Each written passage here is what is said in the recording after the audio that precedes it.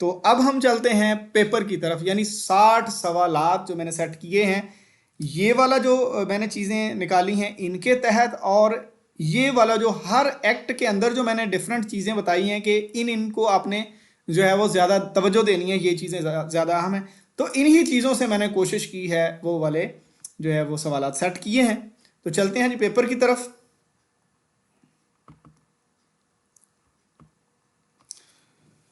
ये मैंने एक आज जाना सी कोशिश की है आपके लिए, पेपर भी मैंने कहा सेट कर दिया जाए ताकि आइडिया रहे कि किस तरह से सवालात होते हैं। लीगल मैक्सिम का जो पार्ट है उसमें मैं कहता हूँ कि जो फ्रेजेस कंप्लीशन आएगी, यूजेज आएगा, राइट गिवन अंडर सेक्शन आएगा।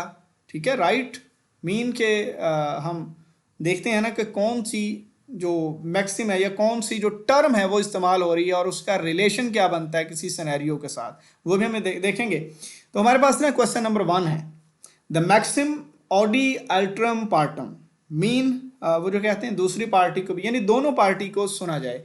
दरअसल ये मैक्सिम तो यहाँ पे है, लेकिन हर कानून में जब भी प्रोसीजर अप्लाई होगा तो वहाँ पे लिखा जाएगा कि जो बोथ पार्टीज़ हैं उनको सुना जाएगा, बोथ पार्टीज़ को सुना जाएगा। किसी भी जगह पे किसी एक पार्टी को जो है वो हम नहीं सुन सकते। हाँ, अगर दूसरी पार्टी जो है वो पेश ही नहीं हो रही तो भाई हम उसको कहते हैं यकतरफा, यानी एक्स पार्टी। ठीक है, हमारे पास ये जो क्वेश्चन है पहला उसका, no man should be condemned unheard, किसी को हम सुने बगैर उस पर कोई इल्ज़ाम नहीं लगा सकते। अच्छा, उसके बाद बाय बिहेवियर, बाकी वाले ये ignorance of laws, no excuse, इसकी भी वैसे है टर्म मौजूद है। और यहाँ पे हमने फिर ये जो पहला है इसको हम करेक्ट समझते हैं, ये मीनिंग का क्वेश्चन मैंने ऐड किया था। अब हम देखते हैं एप्लीकेशन के article 10A of the constitution of Pakistan ensures, ये एप्लीकेशन है 10A की, यानी ये लीगल मैक्सिम्स के अंदर ये जो पोर्शन है पहला, उसमें इस तरह का सवाल भी आएगा कि 10A जो है ये क्या इंश्योर करता है, कौन सी चीज़ देता है, दरअसल इसकी एप्लीकेशन क्या है। तो राइट टू एजुकेशन है, ये राइट टू इक्वालिटी है, या राइट टू फेयर ट्रायल है, या ये right to property.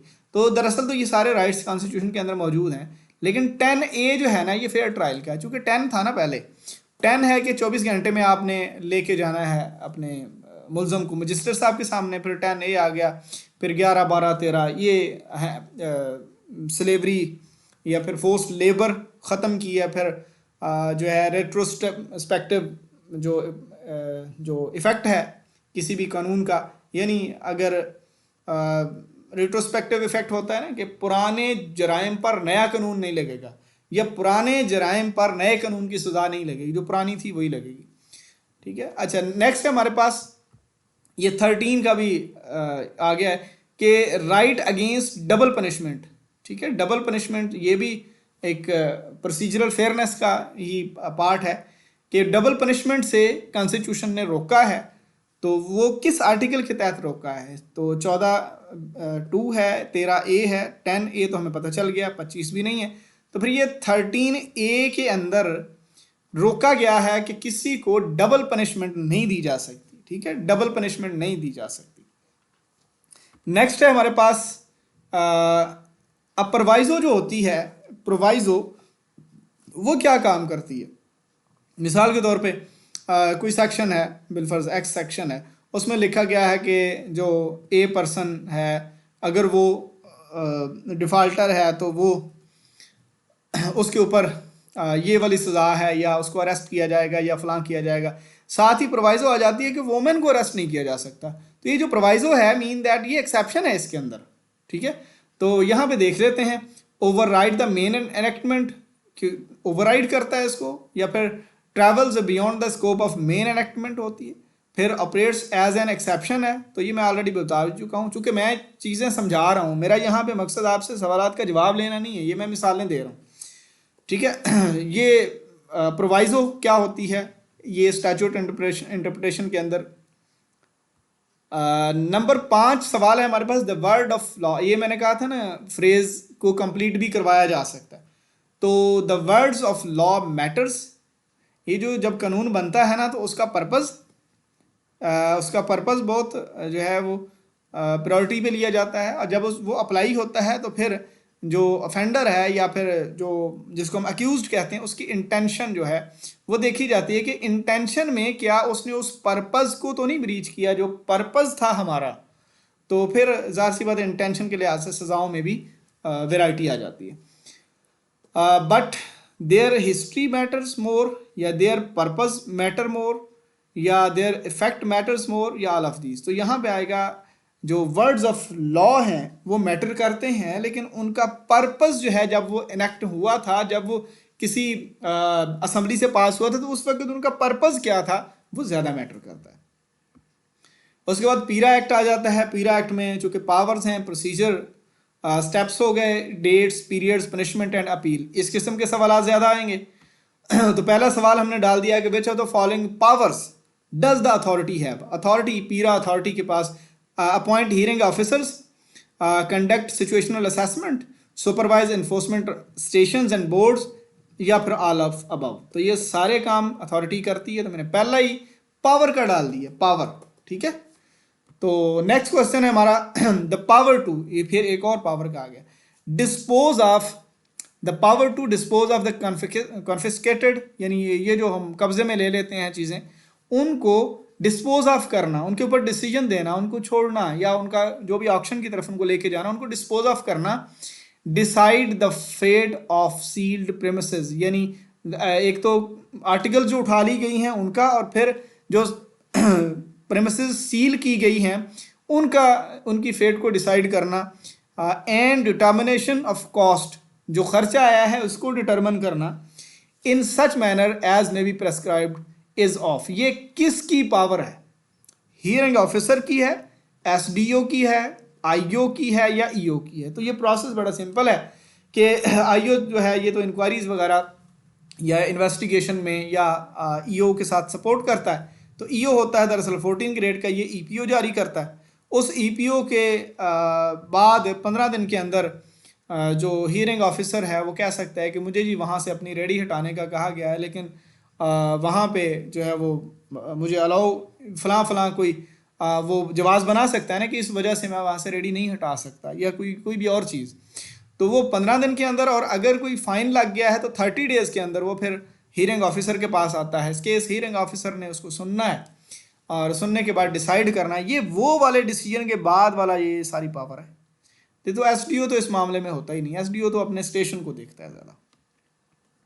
Next question है हमारे पास, what is the maximum imprisonment. तो वहां पे मैंने क्या बताया था, पनिशमेंट एंड अपील और फाइन सारा कुछ। Maximum imprisonment for intentionally obstructing service of notice, या तो सर्विस जो नोटिस दे रहे हैं उसकी सर्विस में कोई बंदा रुकावट बन रहा है या फिर डिसोबे कर रहा है इस पीरा एक्ट में, तो हम उसको कितनी सज़ा दे सकते हैं? तो अप टू 6 मंथ। अब ये देखने मैंने टेक्निकली सेट किया कि आप कहेंगे अप टू 6 मंथ है इम्प्रिजनमेंट, और अप टू 300 यानी 3 लाख जुर्माना हो गया। ठीक है, और ये तो आप कहेंगे ये भी ठीक है, ये भी ठीक है, ये कैसे हो गया? दोनों एक तरह से हैं? इस तरह नहीं होता। सज़ाएं होती हैं ए या फिर बी या फिर ए प्लस बी, यानी इम्प्रिजनमेंट होगी या फाइन होगा या दोनों होंगे। समझ के बात? तो यहाँ पे मैंने लिखा है आर, ये होगी या ये होगी। तो फिर ये जमा वाला, दोनों को जमा करने वाला जो कंबाइंड है हमारी, तो वो तो फिर नहीं हो रही, इसमें शर्त नहीं पूरी हो रही। लिहाजा फिर दूसरा देखते हैं कि up to 6 month imprisonment and up to 300,000, यानी ये दोनों होंगे, तो फिर ए एंड बी नहीं रह गया। तीसरा है हमारे पास ऑप्शन के ए है ये वाला, या बी है, यानी या तो इन दोनों में से एक चीज है या ये दोनों हैं। वन ऑप्शन इज पॉसिबल, ए है इनमें से दोनों में से कोई एक चीज, या फिर बी में दोनों चीजें इकट्ठी। ये नहीं होगा कि आप कहें कि दोनों सजाएं इकट्ठी हों या दोनों में से सिर्फ एक हो, नहीं, तीनों ऑप्शन को सी के अंदर इकट्ठा कर दिया जाए। ए होगा या बी होगा, वन ऑप्शन इज पॉसिबल। ठीक है, यानी 6 माह कैद होगी या जुर्माना होगा, बी में दोनों हो सकते हैं। तो ये टेक्निकल है क्वेश्चन, इसको समझिएगा। 9 में मैंने बताया है कि first appeal from hearing officer decision, hearing officer के डिसीजन के बाद कितने दिन में अपील होती है और कितने दिन में डिस्पोज ऑफ होती है। तो ठीक है, ये कमिश्नर साहब के पास अपील होती है कमिश्नर जो अपने डिवीजन के होते हैं, ठीक है, उनके अलावा जो ग्रीवेंस रिड्रेसल कमिश्नर होते हैं, ख़ासकर डिस्ट्रिक्ट में ADC जो हैं, उनको भी ये पावर दी जा सकती है, या DC साहब के पास। तो अगर कोई बंदा हियरिंग ऑफिसर से डिसीजन करवाने के बाद सीधा DC साहब के पास या ये जो ग्रीवेंस रिड्रेसल कमिश्नर हैं इनके पास चला जाता है, तो वो तो अलग एक ऑप्शन है, एडिशनल है। लेकिन यहाँ पे डायरेक्टली आप कमिश्नर साहब के पास भी जा सकते हैं, ठीक है। कमिश्नर साहब के पास अगर जाएंगे तो 30 डेज़ के अंदर जाएंगे और 45 दिन में वो आपकी अपील का फैसला करेंगे। तो यहाँ पे 15 और 30 और ये 20-45 ये वाले नहीं है, ठीक है। उसके बाद रिप्रेजेंटेशन में be filed before the hearing officer with in. तो ये जो काज ऑफ एक्शन है, जो एक्शन हुआ है, जो वहाँ से उनको रोका गया है या उनकी चीज़ें उठाई गई हैं, मैंने कहा अगर तो सिर्फ उनको कोई ऑर्डर मिला है कि यहाँ से अपनी ये दुकान जो है ये शिफ्ट कर लें या जो भी करें, तो वो 15 डेज़ है। और अगर उनकी कोई चीज़ उठा ली गई है तो उस लिहाज में फिर 30 डेज हो जाता है, ठीक है। नेक्स्ट हमारे पास कॉलोनाइजेशन ऑफ गवर्नमेंट लैंड्स। तो ये 1912 के एक्ट है, इसमें powers, procedural steps, dates, periods, punishment and appeals, ये वाली चीज़ें आएंगी। अकॉर्डिंग टू प्रोवाइजो सेक्शन 4, तो ये डायरेक्ट जो है वो सेक्शन 4 से इसने स्टार्ट ले लिया। Which of the following doesn't automatically apply to schedule tenancies unless specified directed by the provincial government. तो इसमें ना ये 14-16 ये वाले जो सेक्शंस हैं उनके साथ ये जो है इसकी इम्प्लीमेंटेशन नहीं होती, ठीक है। नेक्स्ट क्वेश्चन है अंडर सेक्शन 6। सेक्शन 6 में बताया गया था कि टेनेंसीज जो हैं लैंड, ये कॉलोनाइजेशन ऑफ गवर्नमेंट लैंड्स की, उनमें टेनेंसी एक्ट या इस किस्म का लैंड रेवेन्यू एक्ट का जो पोर्शन है वो अप्लाई नहीं होगा अनलेस, साथ में 7 में बता दिया गया था, 6 में बताया कि 7 से मशरूत है, 7 में कुछ चीज़ें बता दी गई कि जो जुरिस्डिक्शन वगैरह है वो हम टेनेंसी एक्ट और लैंड रेवेन्यू एक्ट से लेंगे। तो यहाँ पे जो 7 है, चूँकि मैंने पावर्स की बात की है बार बार, पावर्स की, डिसीजन की, तो ये पावर का ही है भी है, ठीक है। यानी कोई सेक्शन अगर कहीं पे जुरिस्डिक्शन की जो डिस्क्रिप्शन है वो टेनेंसी एक्ट या फिर लैंड रेवेन्यू एक्ट से लेता है, तो वो भी आपका अहम सवाल हो सकता है। ये इस तरह से ना, सेक्शन 6 में बताया गया कि टेनेंसी एक्ट और लैंड रेवेन्यू एक्ट जो है वो, या कोई भी टेनेंसी एक्ट और इस तरह का कोई भी एक्ट जो है वो अप्लाई नहीं होगा, मशरूत है सेक्शन 7 से। सेक्शन 7 में बता दिया कि उनके जो प्रोसीजरल स्टेप्स हैं या फिर जुरिस्डिक्शन वगैरह वो वहाँ से ली जाएंगी। नेक्स्ट हमारे पास under section 14, a person who was a tenant under the government tenants Punjab. ये पहला 1893 का गवर्नमेंट के जो टेनेंट्स है वो एक्ट था। तो अब वाला जो 1912 वाला है वो जब आया है तो पुराने वालों का क्या होगा? तो पुराने वाले नए में करेक्ट टेनेंट तस्वर किए जाएंगे, ऑथोराइज टेनेंट या फिर ओरिजिनल टेनेंट तस्वर किए जाएंगे। तो यहाँ पे चूँकि ये जो है लिंक है एक एक्ट का दूसरे के साथ, तो उस लिहाज से ये वाला बनाया है। तो इसमें ऑप्शन बी करेक्ट है कि be deemed to hold land under the new statement of conditions. तो पुरानी जो कंडीशन थी उनको हम नई के मुताबिक, नए एक्ट के मुताबिक वैलिड तस्वर करेंगे, ठीक है। 14 है कि under section 15 a purchaser placed in possession of government land. कोई गवर्नमेंट लैंड किसी के पास थी तो उसने परचेज कर ली है, वो is deemed a tenant until कब तक वो टेनेंट रहेगा? अगर वो जो है अकसाद में या फिर इंस्टॉलमेंट में पैसे दे रहा है गवर्नमेंट को, तो कब वो मालिक बनेगा? म्यूटेशन इज सैंक्शन, जब म्यूटेशन सैंक्शन होगी, सेल डीड जो है वो रजिस्टर होगी, या full purchase money with interest जो है वो सारी पे हो जाएगी, या फिर कलेक्टर इशू करेगा ऑर्डर। तो ये सी इसका ऑप्शन है कि जब पूरे पैसे दे दिए जाएंगे तो फिर उसकी पोजेशन, परचेज लैंड की तरफ हम उसको, उसके राइट्स को ले जाएंगे, तब तक वो टेनेंट रहेगा। 15 में है the power to allow a tenant to exchange land is in a colony lies with. तो ये किसकी परमिशन से होता है? बोर्ड ऑफ रेवेन्यू करता है, प्रोविंशियल गवर्नमेंट करती है, कलेक्टर करता है, कमिश्नर साहब से परमिशन लेके, या कलेक्टर फुल अथॉरिटी? तो इसका दरअसल जवाब ये है कि कलेक्टर साहब जो हैं वो कमिश्नर साहब की इजाज़त से मशरूत ये एक्सचेंज ऑफ लैंड जो है वो अलाउ करते हैं। उसके बाद कॉन्स्टिट्यूशन आ गया है। कॉन्स्टिट्यूशन में क्या क्या है? Basics, fundamental rights, powers, oaths, terms, dates, terminal article, ये वाली चीज़ें अहम होंगी, ठीक है। 16 में क्या है? 16 नंबर आर्टिकल 2A। 2A में ना दरअसल ऑब्जेक्टिव रेजोल्यूशन को पार्ट बनाया गया है। किसका? कॉन्स्टिट्यूशन ऑफ पाकिस्तान का। तो अ सब्सटेंटिव पार्ट बना दिया गया है। विच of the following is a की प्रिंसिपल कंटेनेड। तो ये जो ऑब्जेक्टिव रेजोल्यूशन है इसमें कौन सी चीज़ सबसे अहम है? Sovereignty belongs to people, sovereignty belongs to Allah almighty alone, sovereignty belong jointly to parliament and judiciary, sovereignty belong to Quaid Azam vision. तो दरअसल ये हाकमियत है अल्लाह ताला की, और जो अफराद होते हैं वो उसके नुमाइंदे होते हैं जिनको अवाम चुनती है। 17 है व्हाट डज आर्टिकल 10A। तो ये 10A की ऑलरेडी बात हो भी चुकी है, ठीक है। और नेक्स्ट हमारे पास आता है ओथ। ओथ भी इसमें बड़े इंपॉर्टेंट है। तो who administers the oath of the president. President का ओथ कौन लेता है? तो चीफ जस्टिस लेता है। और नेक्स्ट है ऑर्डिनेंस। तो ये पीरियड वाला इसके अंदर आ गया। तो ordinance issued by the president remains valid. जो प्रेसिडेंट साहब ने ऑर्डिनेंस जारी करना है ना, वो दरअसल 120 दिन रहता है। अगर पार्लियामेंट उसको वैलिडेट कर दे तो 120 दिन और चला जाता है, ठीक है। तो ये 240 अयाम तक जा सकता है। अगर हम गवर्नर साहब की बात करें तो गवर्नर साहब का जो ऑर्डिनेंस है वो 90 डेज़ का होता है, और अगर प्रोविंशियल असम्बली उसको वैलिडेट करे तो 90 डेज़ और उसको मिल सकते हैं। याद रखिए जो असम्बलीज होती हैं ये वन टाइम, ठीक है, वन टाइम एक्सटेंड कर सकती हैं, एक से ज़्यादा बार एक्सटेंड नहीं कर सकती।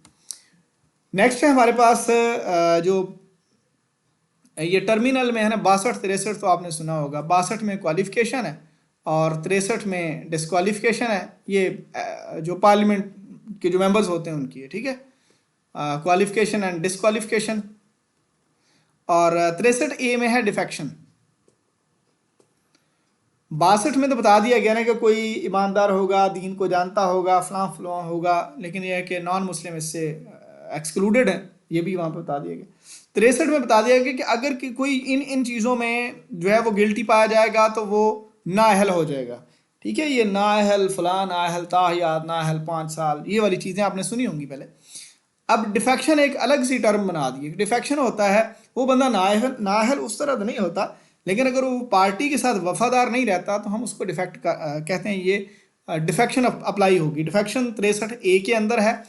और 63A क्या कहता है कि अगर कोई बंदा कब डिफेक्टेड होगा, यानी रिजाइंस फ्रॉम द पार्टी कर देता तो वो पार्टी से निकल गया, ठीक है। ज्वाइंस एन अदर पार्टी, तब भी वो पार्टी से निकल गया, डिफेक्ट हो गया। और वोट करता है और abstains contrary to the party direction, party के खिलाफ वोट देता है 3 किस्म की चीज़ों में, 1, 2, 3, इनके अलावा नहीं। पार्टी के खिलाफ वोट देता है प्राइम मिनिस्टर के इलेक्शन में, कॉन्फिडेंस या नो कॉन्फिडेंस में, या फिर मनी बिल में वो अपनी पार्टी के खिलाफ जाता है।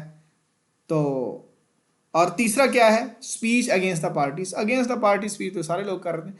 ये A एंड B दोनों करेक्ट हैं। इनमें से कोई भी काम कोई करता है तो जनाब हम कहते हैं उसके ऊपर डिफेक्शन अप्लाई होती है। और फिर पार्टी का जो भी चीफ एग्जीक्यूटिव होता है या पार्टी का जो हेड होता है वो इलेक्शन कमीशन को लिखता है कि भाई इसको जो है वो फारिग कर दिया जाए, उसको डी सीट कर दिया जाता है, डी सीट, ठीक है, उसकी डी सीट फारिग कर दी जाती है, वो दोबारा फिर इलेक्शन लड़ेगा। 5A सॉरी पार्ट 5 है पीरा रूल्स। इसमें powers, periods, dates, proceedings, fine, limits या पनिशमेंट वगैरह। तो इसमें under the rules term evidence, evidence में क्या क्या आएगा? ये दरअसल एविडेंस कलेक्शन में है कि कौन कौन सी चीज़ें ऑथोराइज्ड हैं ऑफिसर्स जो पीरा के वो कलेक्ट कर सकते हैं in the form of evidence, ठीक है। तो ये video, audio, email, social media, Meta data या रिटन कॉपीज़, किसी भी किस्म का जो डॉक्यूमेंट है ये ले सकते हैं दरअसल एज एविडेंस। तो ये बाकी वाले ये ओनली लिखा हुआ है ना, तो ओनली वगैरह जो है वो ये नहीं है, सारी चीज़ें जमा करेंगे तो ये सारी चीज़ों में ऑथोराइज्ड हैं, ये एविडेंस के तौर पे ले सकते हैं। नेक्स्ट है हमारे पास ये पीरियड का आ गया कि the board shall meet at least, ये जो डिस्ट्रिक्ट एनफोर्समेंट बोर्ड होता है ये कितनी देर में मीटिंग करता है, वंस एवरी मंथ है, twice a year, once every 6 month या फिर वंस इन एवरी 3 मंथ। तो ये रूल्स में लिखा हुआ है कि 3 माह के अंदर कम से कम इन्होंने एक मीटिंग करनी है, ठीक है। उसके बाद स्पेशल मीटिंग जो होती है, ये तो ऊपर तो हो गया ना कि अब ये अथॉरिटी की बात आने लगी, इसमें पीरियड नहीं है, इसमें अथॉरिटी है। ऊपर हमने पीरियड की बात कर ली, यहाँ पे अथॉरिटी की करते हैं। Special meeting of the board may be convene, हो सकती है मीटिंग स्पेशल भी, और कैसे होगी, सेक्रेटरी ऑफ द बोर्ड कहेगा तब होगी, एनी मेंबर इंडिपेंडेंटली भी कर सकता है या फिर चेयरपर्सन ऑफ हिज ओन, या फिर upon request of any member, ये चीफ सेक्रेटरी कहेगा। तो ये सी ऑप्शन इसका दुरुस्त है। इसकी अथॉरिटी जो है स्पेशल मीटिंग की, चेयरमैन जो बोर्ड का होता है, डिप्टी कमिश्नर है दरअसल वो, या फिर वो किसी मेंबर की रिक्वेस्ट पर कन्वीन कर सकते हैं। 24 है the secretary shall issue a meeting notice at least 7 days, 1 day, ये 3 दिन या फिर सेम डे। तो दरअसल जवाब बताना आपको मकसद नहीं है, ये सवाल की किस्म समझाना मकसद है। तो जो सेक्रेटरी हैं या डीजी हैं पीरा के, वो 3 दिन पहले, मीटिंग की डेट के 3 दिन पहले नोटिस जारी करते हैं, ठीक है। नेक्स्ट हमारे पास ये अंडर सेक्शन वाली या अथॉरिटी वाली बात, तो एफआईआर जो है वो सीआरपीसी के इस सेक्शन के और ये 49 है पीरा का और 154 है सीआरपीसी का। इन दोनों में ये अथॉरिटी है कि एफआईआर पीरा के ऑफिसर देंगे, क्योंकि कोड भी तो अप्लाई होता है ना, ये हमारे पीरा एक्ट के साथ जगह जगह पे कोड लिखा हुआ, तो ये सीआरपीसी की बात हो रही है ना।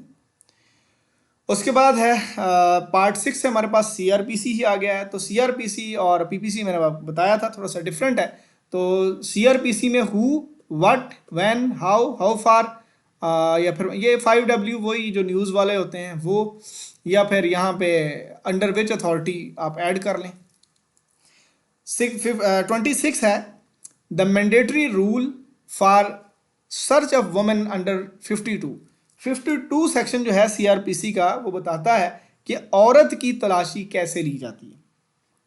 उसमें only a women can search her, dignity and privacy ensure की जाएगी, और सी है she can not be searched, हम उसको सर्च ही नहीं कर सकते। और डी में कहा गया कि ए एंड बी दोनों चीज़ें अप्लाई होंगी। तो दरअसल 52 में बताया गया है कि औरत को जब भी हम सर्च करते हैं, औरत की तलाशी लेते हैं, तो only women can search her, कोई औरत ही सर्च करेगी और उसकी डिग्निटी एंड प्राइवेसी, उसके लिबास का बाकायदा ख्याल रखा जाएगा। तो ए एंड बी जो है वही करेक्ट है, ठीक है। ये प्रोसीजर है, ये हाउ में आ गया ना, कैसे, हु भी इसके अंदर आ गया, औरत, ठीक है। व्हाट सर्च करना, तलाशी लेना, हाउ, ये 3 चीजें, 3 W इसमें आ रहे हैं। नेक्स्ट है 27 विच of the following particulars is not required in the medical, ये 53A में मेडिकल एग्जामिनेशन होता है किसी भी जो हम कहते हैं अक्यूज्ड का, उसमें कौन कौन सी चीज़ें होती हैं, name and address of the accused, age of the accused, marks of injury on accused, confession of accused. तो उसमें उसका नाम, पता, उसकी एज, ये सारा कुछ होता है, लेकिन कन्फेशन चूंकि मजिस्ट्रेट के सामने होती है तो कन्फेशन की उस मेडिकल रिपोर्ट में कोई ज़रूरत नहीं है। 28 क्या कहता है, 54 सीआरपीसी क्या कहता है, अ पुलिस ऑफिसर मे अरेस्ट विदाउट वारंट, ये विदाउट वारंट ये ना सीआरपीसी का सेक्शन 54 बताता है कि 9 सिचुएशंस हैं, कौन कौन से जराइम वाले लोग या प्रोक्लेम्ड ऑफेंडर्स जो हैं उनको हम बगैर वारंट के गिरफ्तार कर सकते हैं। ये 9 सिचुएशन 54 में बताई गई है, ठीक है। उसके बाद 29 है, ये अथॉरिटी है, ये अथॉरिटी से रिलेटेड है, ठीक है, ये अथॉरिटी से। उसके बाद इफ अरेस्ट इज मेड, ये प्रोसेस से रिलेटेड है। तो if arrest is made outside the issuing district, warrant issuing district, accused must be taken to, accuse को कहाँ लाया जाएगा, लोकल मजिस्ट्रेट के सामने जिसने वारंट इशू किया जाएगा सिर्फ उसके पास ला सकते हैं, या नियरेस्ट मजिस्ट्रेट साहब के पास भी ला सकते हैं, या फिर A is preferred but B is taken, A को प्रेफर किया जाएगा, बी तब होगा जब ए जो है, ये लोकल मजिस्ट्रेट जो है, ये 20 माइल दूर है, ये पर सारे ही रॉन्ग हैं। तो दरअसल इसका जवाब ये है कि हमेशा लोकल मजिस्ट्रेट जहाँ से वारंट इशू हुआ है उसको हम प्रेफर करते हैं, लेकिन अगर वो साहब जो हैं वो 20 माइल से दूर हैं तो फिर हम उस इलाके जहाँ से अरेस्ट जो है वो मेक हुआ है वहाँ जो भी करीब तरीन मजिस्ट्रेट्स हैं हम सबसे पहले उनके पास ले जाते हैं। 30 हमारे पास, मजिस्ट्रेट में अक्विट अक्यूज्ड एट एनी स्टेज, 245 में, 246 में, 248 में और नन ऑफ दीज। तो ये आपको मैं थोड़ा सा समझा देता हूँ। ये जो अक्विटल या फिर स्टॉपेज ऑफ प्रोसीडिंग है, ये 5 अकसाम की होती है। CRPC में 245 है, 247 है, 248 है, 249 है और 249A है। ये 3 जो है ना, तो ये तो है एप्लीकेंट वाली। क्या? एप्लीकेंट जहाँ पे मौजूद हो, यानी जहाँ पे प्राइवेट मुद्दई मौजूद है उन पे अप्लाई होगा 45, 47 और 48। ठीक है। 45 में यह है कि अगर प्राइवेट कंप्लेन मौजूद है तो उस कंप्लेन के मुताबिक अक्यूज्ड को ने कन्फेशन नहीं दिया, एतराफ़ जुर्म नहीं किया, लगता है कि वो मुजरम है भी नहीं, तो उसको हम अक्विट कर देते हैं। यानी जहाँ पे कंप्लेनेंट मौजूद है, हमने कंप्लेनेंट की कंप्लेन पर एक बार सरसरी तौर पे मुल्ज़म को जांच लिया कन्फेशन या नॉन कन्फेशन केस के अलावा। ठीक है। तो उसमें हमें पता चला कि वो गिल्टी नहीं है तो हमने उसको अक्विट कर दिया। 47 में है कि जब एप्लीकेंट पेश नहीं हो रहा, ठीक है, एप्लीकेंट पेश नहीं हो रहा तो हम फिर अक्विट कर देते हैं मुल्ज़म को। 48 में है एप्लीकेंट पेश हो के केस विदड्रॉ करवाता है। ठीक है, विदड्रॉ करवाता है। तो जाहिर है ये 45, 47 से 48 तीनों के अंदर एप्लीकेंट मौजूद है। 49 एक और केस है जिसमें एप्लीकेंट होता ही नहीं है। ये सरकारी केस हैं सारे। अब मिसाल के तौर पे किसी ने कोई झूठी FIR करवाई है तो उसके ऊपर जो 182 का जो है वो कार्रवाई पुलिस ने की है। अब पुलिस ही मुद्दई है। अब जब पुलिस ही मुद्दई है या स्टेट मुद्दई है या किसी भी किस्म का स्टेट की तरफ से इस्तगासा है तो उसमें जो मजिस्ट्रेट साहब के पास हैं, मजिस्ट्रेट साहब के पास इख्तियारात हैं कि अगर तो वो फर्स्ट क्लास के हैं तो खुद, या फिर अगर फर्स्ट क्लास के मजिस्ट्रेट नहीं हैं तो सेशन साहब से जो है वो परमिशन लेके वो बताएं कि यहाँ पे सरकार मुद्दई है लेकिन लग रहा है कि केस में कुछ नहीं है, ये ग्राउंडलेस है। तो बग़ैर किसी फैसले के, याद रखिए, बग़ैर फैसले के उसकी प्रोसीडिंग को स्टॉप करेंगे। फैसला नहीं होता यहाँ पे, और वो प्रोसीडिंग किसी और मरहले में जाके कुछ उसकी जो है प्रोविजंस होंगी कि वो रीस्टार्ट भी हो सकती है। लेकिन यहाँ पे स्टॉपेज ऑफ प्रोसीडिंग है, अक्विटल नहीं है। अक्विटल 45, 47 और 48 और 49 में होगा। अक्विटल बरियत है। 249 में स्टॉपेज ऑफ प्रोसीडिंग है। ये आपने CRPC पढ़ लेना है। ये मैं जानबूझ के मैंने इसके ऊपर थोड़ा सा ज़्यादा टाइम लगाया, ये टेक्निकल चीज़ है। और 249A क्या है? ये तो हो गया ना, यानी ट्रायल स्टार्ट होते ही अक्विट कर दिया गया। 47 में बंदा जो मुद्दई हाज़िर नहीं हुआ, 48 में मुद्दई ने हाज़िर होकर एप्लीकेशन देके केस वापस ले लिया ट्रायल कंप्लीट होने से पहले। 249 में भी अगर एप्लीकेंट मौजूद ही नहीं है तो अदालत कहती है कि ये सरकारी मुकदमा है और मुकदमे में कुछ नहीं है, इसको फारिग कर दिया जाए। अब 249A क्या है? 249A है कि किसी भी स्टेप पर, खा वो कंप्लेनेंट वाला हो या सरकारी इस्तगासा हो, कोई भी हो, किसी भी मरहले, गवाहियों के दौरान, गवाहियों के बाद, गवाहियों से पहले, किसी भी मरहले तक पर अगर महसूस हो कि बंदे ने कसूर नहीं किया, बंदा गिल्टी नहीं है, तो फिर फैसले के साथ उसको अक्विट किया जाता है। ठीक है। 249 में स्टॉपेज ऑफ प्रोसीडिंग है, 45, 47 में बरियत है, 48 में विदड्रॉ होगी एप्लीकेशन, इसमें भी वो डिसीजन नहीं आता। 49 में फिर डिसीजन आता है कि बंदा बरी है। ठीक है। तो लिहाजा ये जो है अक्विट का ताल्लुक 45, 47 और 249 से होगा। ठीक है। 48, 49 से नहीं होगा।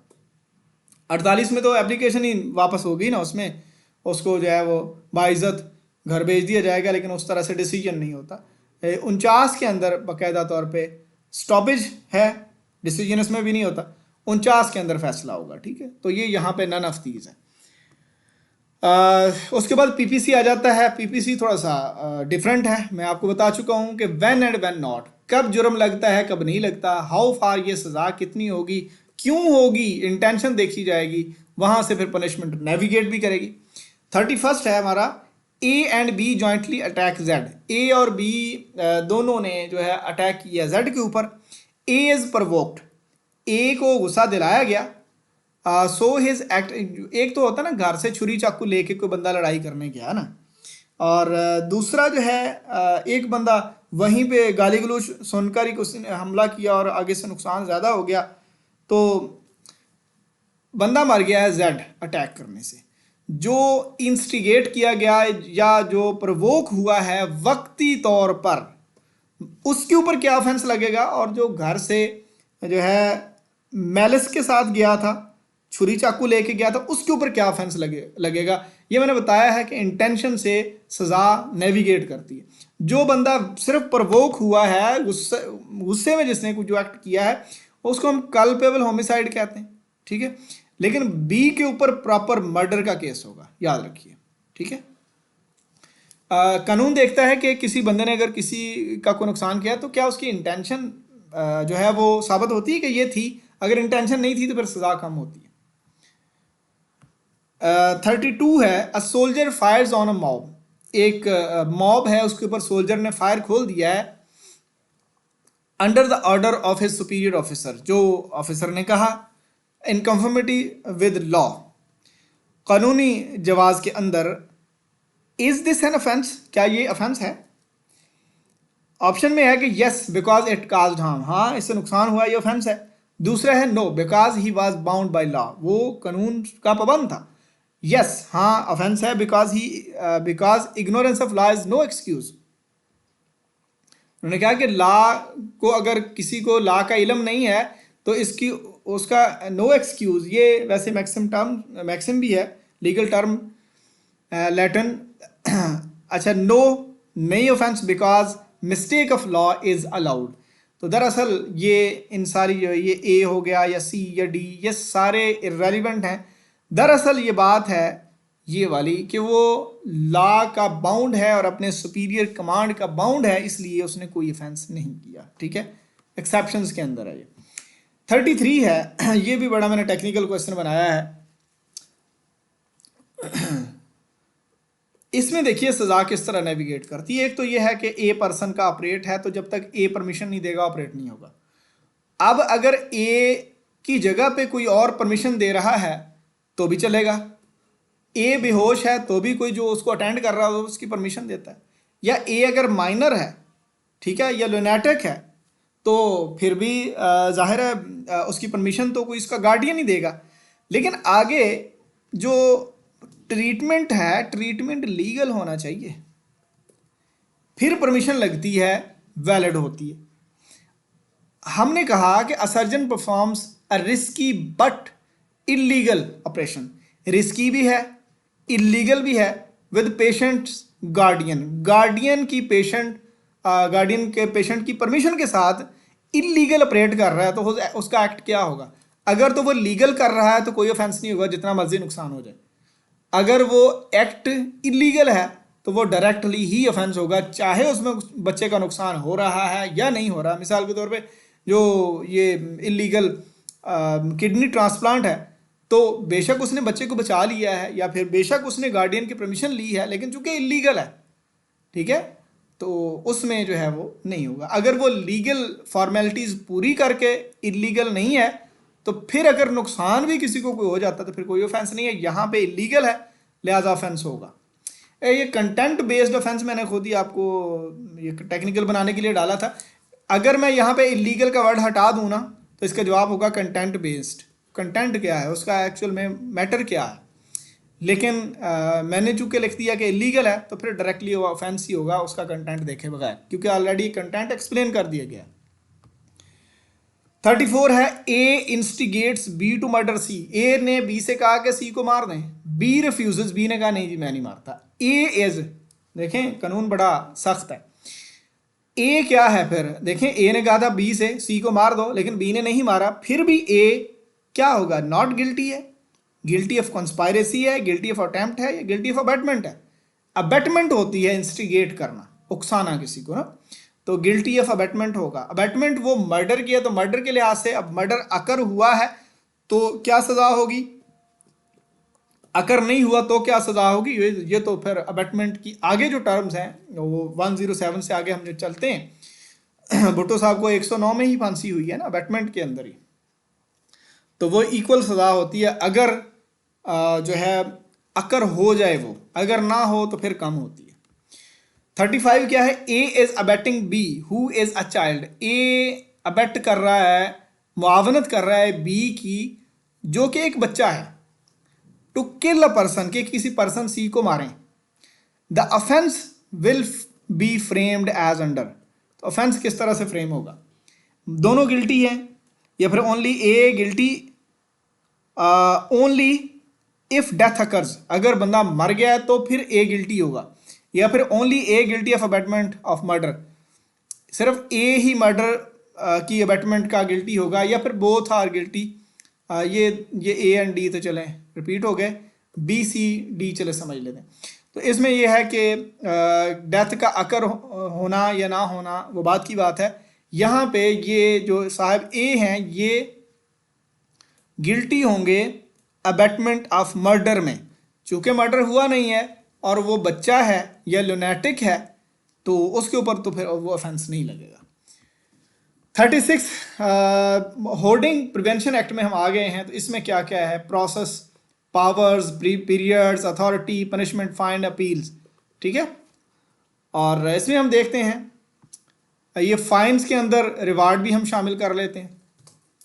इन्फॉर्मर रिवार्ड क्या होता है, किसी ने इन्फॉर्म किया कि फ़लाँ ने होर्डिंग की है तो वो 5% है, 10 है, या फिक्स है 50,000, या कोई फिक्स रेट नहीं है इसका, तो ये 10% होता है इन्फॉर्मर का रिवार्ड। ठीक है। उसके बाद समरी ट्रायल, अब ये पीरियड्स की बात आ गई। Summary trial of offence under this act shall be concluded, तो समरी ट्रायल जो है वो कितने दिन के अंदर कंक्लूड होता है, और आगे फिर इससे रिलेटेड एक और पीरियड का है कि appeal under this act must be dispose of, summary trial और उसकी अपील, और विद इन 30 डेज ये अपील होगी, और ये ऊपर वाला ट्रायल के बाद 30 डेज में अपील, और फिर अपील को डिस्पोज ऑफ भी 30 डेज में ही किया जाता है, तो ये तीनों का 30 है। 39 क्या है, लॉ इन्फोर्समेंट एजेंसीज में असिस्ट ऑफिसर्स, ये जो होर्डिंग प्रिवेंशन के लिए जो भी ऑफिसर जाएंगे तो law enforcement agencies mean police वगैरह, ये सेक्शन 10 में, 12 में, 14 में या 16 में, किस में, तो मैंने कहा था जो पावर वाली बातें हैं ना, पावर के जो सेक्शन है वो आते हैं, तो ये मैंने पावर का ही पूछा है, ठीक है। इसमें ऑथोराइज करता है पीरा एक्ट के जो बाकी वाली जो लॉ इन्फोर्समेंट एजेंसीज हैं वो इनके साथ अटैच होकर जो है वो कार्रवाई करेंगी, बाकी वाली एजेंसीज को एम्पावर करता है, और इस एजेंसी को उनके साथ इनके वर्किंग को प्रोसीजर के अंदर अटैच करता है। 40 क्या कहता है, एनी डीलर, अब ये सजा है, ठीक है, पनिशमेंट आ गई, any dealer who is found to hold any article, कोई चीज़ उसने जो है वो ज़ख़ीरा अंदोज़ी की हुई है किसी चीज़ की, शैल बी गिल्टी, वो किस तरह से हम उसको पनिश करेंगे अगर वो गिल्टी है, विद सिंपल इम्प्रिजनमेंट, यानी कैद बामुशक्कत नहीं, सादा ही कैद होगी, कितनी देर की, and fine equivalent to how much % of the involve property, तो 1 साल कैद और 25% होगा उसका जुर्माना, जो चीज़ जिसकी होर्डिंग हुई है, या 2 साल कैद और 50% जुर्माना, या 3 साल कैद और 75% जुर्माना, या फिर नन ऑफ दीज। दरअसल ये 3 साल कैद और 50% ऑफ द वैल्यू होल्डेड, यानी जो चीज़ जो है वो होल्डिंग की गई है, जो इन्वॉल्व प्रॉपर्टी है, उसका 50% तक जुर्माना और 3 साल कैद होगी। नेक्स्ट हमारे पास प्राइस कंट्रोल आ गया है। प्राइस कंट्रोल में भी वही चीज़ें हैं, चूँकि ये छोटे लॉ एक्ट्स हैं, प्रोसीजर के हैं सारे, इनमें छोटा सा प्रोसीजर होता है, समरी ट्रायल होता है, और समरी ट्रायल के बाद फ़ौरन से सजा सुना दी जाती है, तो इनमें कोई लंबा चौड़ा प्रोसेस नहीं है जिस तरह CRPC का होता है, तो वो इसमें नहीं होता। अच्छा, इसमें प्रोसेस वैसे वो जो 260 वाला जो समरी ट्रायल है ना वो इसमें होगा, लेकिन प्रोसेस इतना लंबा नहीं है। 41 क्या है? द प्रोविंशियल कंट्रोलर, ये मैंने पहला पावर का दे दिया, ठीक है। प्रोविंशियल कंट्रोलर कौन है यहाँ पे? तो पहले ने ये दो सवाल शायद हैं यहाँ पे, मैं आपको बता देता हूँ। एक तो ये कि चेयरमैन कौन होता है या चेयरपर्सन कौन होता है प्राइस कंट्रोल जो डिपार्टमेंट है। पहले ये कॉमर्स एंड इन्वेस्टमेंट जो डिपार्टमेंट है उस मिनिस्ट्री के साथ अटैच किया गया था। अब ये प्राइस कंट्रोल की जो मिनिस्ट्री है ये अलग कर दी गई। अब इनका मिनिस्टर इनका चेयरमैन होता है और इनका सेक्रेटरी ही इनका प्रोविंशियल कंट्रोलर जनरल होता है। ये प्राइस कंट्रोल का डिपार्टमेंट अलग कर दिया गया, ठीक है, ये वाला। तो प्रोविंशियल कंट्रोलर कौन होगा? Deputy commissioner of the district होगा। जनरल है, चूंकि ये तो जनरल टू डिस्ट्रिक्ट की बात नहीं हो रही। सेक्रेटरी है price control and commodities management department, या डायरेक्टर जनरल कॉमर्स, ये पहले ये होता था, पहले ये था, या फिर चीफ सेक्रेटरी होता। इस वक्त चूँकि प्राइस कंट्रोल, अब आप पुराना एक्ट पढ़ेंगे तो वहाँ पे तो ज़ाहिर है ये कॉमर्स एंड इन्वेस्टमेंट आएगा, तो अब हमारे पास आए तो हम आपको नई चीज़ पढ़ाएंगे। ये जून 2025 में एक अमेंडमेंट आई है अभी रिसेंटली, उसमें जो है ये बात हुई है, ये जो मिनिस्ट्री है ये बनाई गई और ये चार्ट तब्दील किया गया है कि इसमें चेयरपर्सन मिनिस्टर होता है प्राइस कंट्रोल डिपार्टमेंट का, और इनका सेक्रेटरी इनका प्रोविंशियल कंट्रोलर जनरल होता है। पहले कॉमर्स एंड इन्वेस्टमेंट डिपार्टमेंट से आते थे। 42 क्या है? The penalty for contravention of an order under this act for repeat offenders. तो जो रिपीट करने ऑफेंडर्स हैं उनमें क्या क्या होगा और उसके साथ क्या सज़ा क्या है? मिनिमम 1 मंथ इम्प्रिजनमेंट और मिनिमम 45,000 जुर्माना, उसकी प्रेमिसेस को सील करना 7 डेज़ के लिए।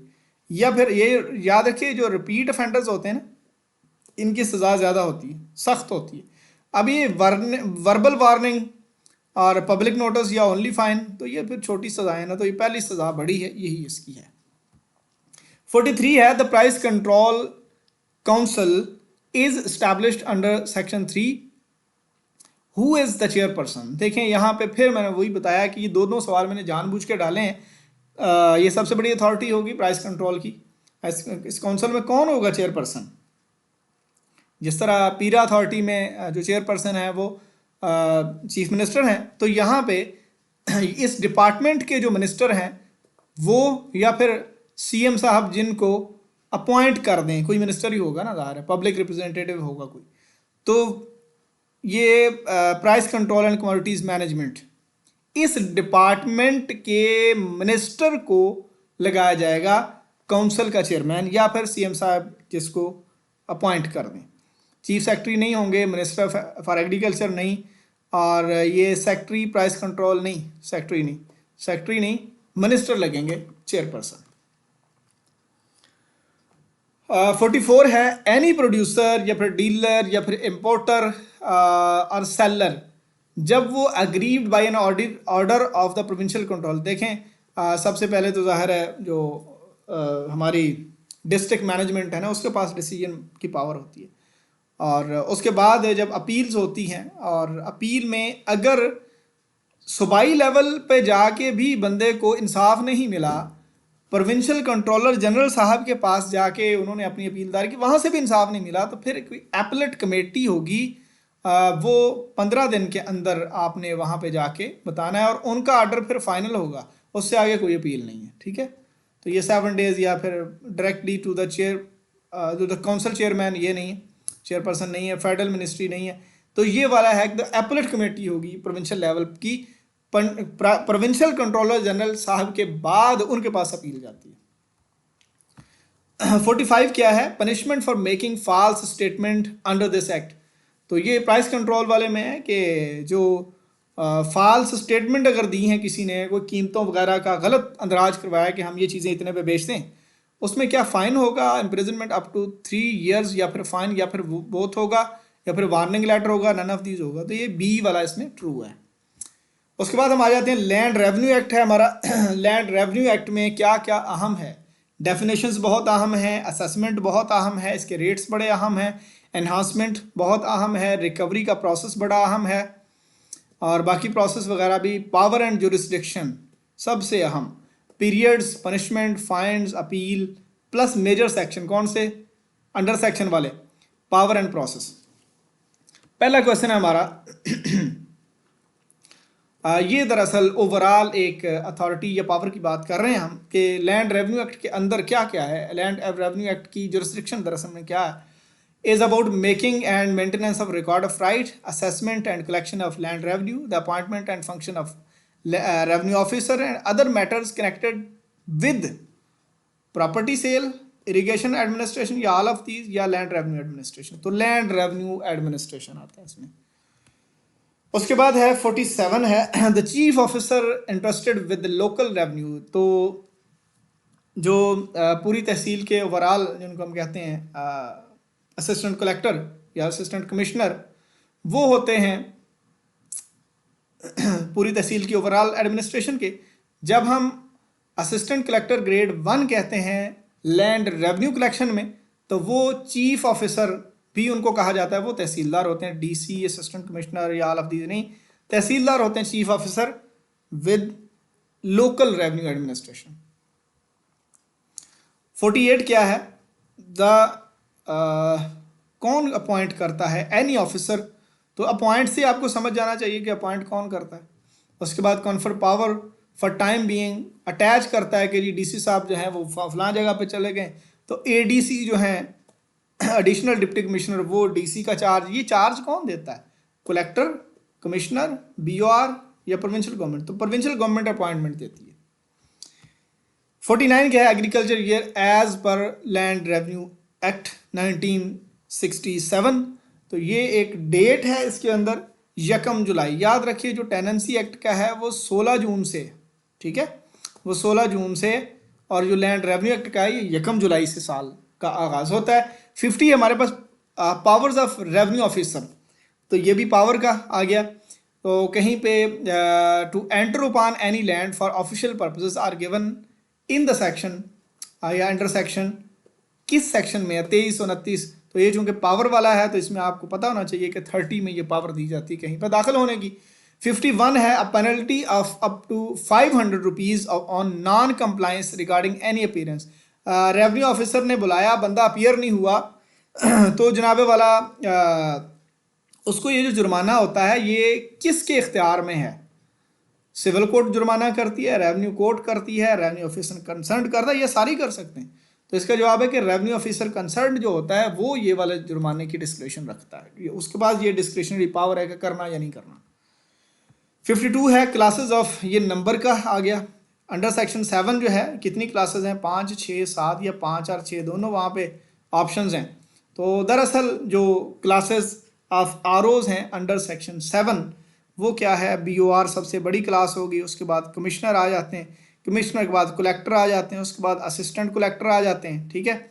उसके बाद असिस्टेंट कलेक्टर ग्रेड 1 आ जाते हैं, ठीक है, और उसके बाद असिस्टेंट कलेक्टर ग्रेड 2 आ जाते हैं, ठीक है। यानी यहाँ से आप अंदाज़ा लगा लें कि BOR, commissioner, collector, assistant collector mean assistant commissioner, और नीचे असिस्टेंट कलेक्टर ग्रेड 1 यानी तहसीलदार, और असिस्टेंट कलेक्टर ग्रेड 2 यानी नायब तहसीलदार। ये इनकी जनरल टर्म्स हैं। 53 क्या है? How many steps are given for arrears recovery in land revenue act 1967। कितने स्टेप्स हैं? और ये अंडर सेक्शन भी है, यहाँ पे एक और स्पेस भी है, अंडर सेक्शन। कितने स्टेप्स और अंडर सेक्शन भी पूछा गया। तो यहाँ से एक बात याद रखें कि 8 स्टेप्स हैं। जिस तरह यानी जब हम 80 पढ़ते हैं तो 80 में 8 स्टेप्स बता दिए गया, ठीक है। यहाँ पे 80 का ऑप्शन है लेकिन वहाँ पे 6 हैं, फिर नन ऑफ दीज ऑप्शन होगा। 81 के अंदर क्या है, 82 के अंदर क्या, 3, 4, 5, ठीक है।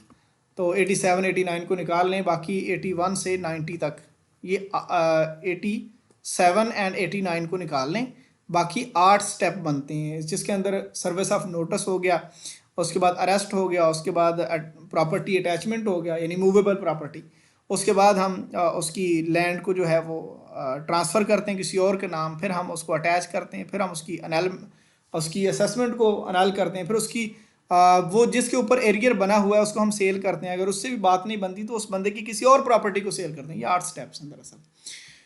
50 और ये किस तरह है, 81, 82, 83, 84, 85, 86, 88 और 90, यानी 87 में उसके ऊपर जो इफेक्ट होता है वो, और ये प्रोसेस वगैरह बताया। बाकी ये 8 स्टेप्स हैं रिकवरी के। टेनेंसी एक्ट को देख लेते हैं। टेनेंसी एक्ट में क्या क्या अहम है डेफिनेशंस, रेंट और enhancement, remission, power and jurisdiction, periods, punishment, fines, appeal, major section जो कि पावर एंड प्रोसेस के हैं। 55 क्वेश्चन है हमारे पास। एजेक्टमेंट अंडर, ये वाली एजेक्टमेंट जो रेवेन्यू ऑफिसर को जो है वो एप्लीकेशन दी जाती है उस लिहाज से, वो वाली एजेक्टमेंट जो कोर्ट में जाके होती है, केस चलता है, वो एक अलग मैटर है। डायरेक्टली एजेक्टमेंट जो है वो आरओ साहब के पास ही बेसिकली, ओरिजिनली, जनरली आरओ साहब के पास जाती है। तो नोटिस इज गिवन, नोटिस कब दिया जाता है, और उसने या तो खाली करनी है ज़मीन या फिर केस दायर करना है किस तारीख से पहले। यानी अगर 2022 की बात है और आगे 2023 आ रहा है तो हम देख लेते हैं, क्योंकि ये जो नवंबर और मई है तो ये ज़ाहिर है 2 सालों के अंदर इसका प्रोसेस है। डेट्स 2022 और 23 में जा सकती हैं। 15 नवंबर, 1 मई, 15 जनवरी, 15 मई और 1 जनवरी, 15 जून, 15 नवंबर, 15 जून। तो ये दरअसल जवाब है कि 15 नवंबर से पहले एप्लीकेशन देनी होगी और 1 मई तक या तो वो बंदा खाली कर दे ज़मीन को या फिर केस दायर कर दे कि भी मैं ज़मीन नहीं छोड़ सकता। 56 क्या है? In section 5 right of occupancy is explained for generation to generation occupants with not less than period of. तो ये जो सेक्शन 5 है इसमें ए, बी, सी, डी ये 4 कैटेगरीज हैं। यहाँ पे हम ए कैटेगरी की बात कर रहे हैं कि ए कैटेगरी में उन्होंने जो साल वाली ये जनरेशन टू जनरेशन की जो बात की, तो यहाँ से मुझे पता चल गया कि ये ए की बात हो रही। तो इसमें 15 साल, 20 साल, 30 साल, 40 साल कौन सी लिमिट है? तो 20 साल से कम अरसा ना हुआ हो, जो ए कैटेगरी है सेक्शन 5 की, टेनेंट्स की, ऑक्यूपेंसी की, वो इसमें एक्सप्लेन होती है 20 साल। 57 क्या है? वैन 7 ये 31 अक्टूबर 1868 ये पहला टेनेंसी एक्ट था, 1887 बाद में दूसरा आया। अब इसके तहत जो कोई बंदा अगर ज़मीन की उसको डिक्लेयर किया जाता है कि वो लीगली ऑक्यूपेंट है, तो वो अंडर सेक्शन 5, 6, 7, 8 किस में होगा? 5 में तो ज़ाहिर है 4 ABCD बताया, तो उसमें तो ये नहीं है। 6, 7 में है दरअसल किसी भी और डीड या किसी भी और रिकॉर्ड के मुताबिक। 6 में है ये पुराना जो टेनेंसी एक्ट था 1868 वाला, उसके मुताबिक जो लीगल ऑक्यूपेंट था वो लीगल ऑक्यूपेंट होगा। ये इसमें 1887 में भी 1868 से 1887 में शिफ्ट होने वाला, पिछले एक्ट से अगले एक्ट में शिफ्ट होने वाला लीगल ऑक्यूपेंट जो है वो अंडर सेक्शन 6 बताया गया है। तो ये भी किसी हद तक जो है ये अथॉरिटी या पावर की ही बात हो रही है ना, या कौन बंदा अथोराइज्ड है किस सेक्शन के तहत कि वो नए एक्ट में भी अपनी ज़मीन का लीगल ऑक्यूपेंट होगा। तो इसको भी आप पावर या अथॉरिटी के साथ अटैच कर सकते हैं। और पावर और अथॉरिटी का मैंने बताया है सेक्शन नंबर ज़्यादा आता है। 58 है हमारे पास, enhancement in case of cash rent. तो ये एनहांसमेंट का क्वेश्चन आ गया। Paid by tenants having right of occupancy, जिनके पास राइट ऑफ ऑक्यूपेंसी है फॉर कैटेगरी, कौन सी कैटेगरी?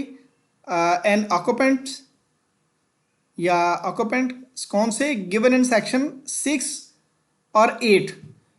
तो 6 और 8 के अंदर जो एक ऑक्यूपेंट हैं, जो भी ऑक्यूपेंट्स हैं, उनके ऊपर कितनी एनहांसमेंट लगती है। तो मैं आपको ऐसे बता दूं कि जो सेक्शन 5 में है ना, A, B, C, D, ए के ऊपर 2 आने लगती है। 2 आना मीन आप ये समझ लें कि 12.5% बनता है, ठीक है।